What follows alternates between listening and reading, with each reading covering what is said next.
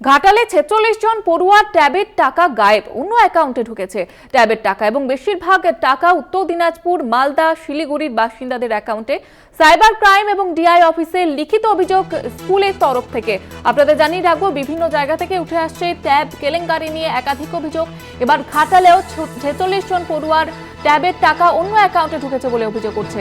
আমাদের সঙ্গে টেলিফোন লাইনে রয়েছেন প্রতিনিধি মধুসূদন ভট্টাচার্য। মধুসূদন, ঠিক কি অভিযোগ উঠে আসছে?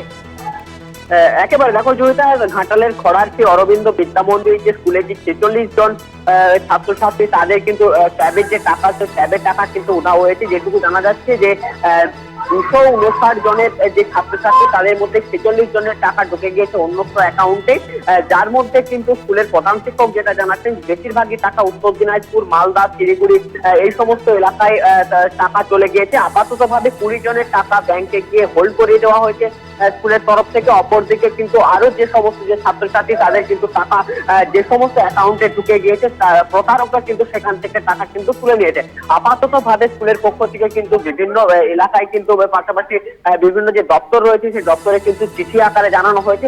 পুরো বিষয়টি কিন্তু খতিয়ে দেখানো হচ্ছে স্কুলের পক্ষ থেকে। জয়িতা, ধন্যবাদ জানাবো তোমাকে মধুসূদন। আমাদের সঙ্গে টেলিফোন লাইনে ছিলেন প্রতিনিধি মধুসূদন ভট্টাচার্য। ঘাটালে ৪৬ জন পড়ুয়া ট্যাবের টাকা গায়েব, অন্য অ্যাকাউন্টে ট্যাবের টাকা ঢুকেছে। বেশিরভাগ টাকা উত্তর দিনাজপুর, মালদা, শিলিগুড়ির বাসিন্দাদের অ্যাকাউন্টে। সাইবার ক্রাইম এবং ডিআই অফিসে লিখিত অভিযোগ স্কুলের।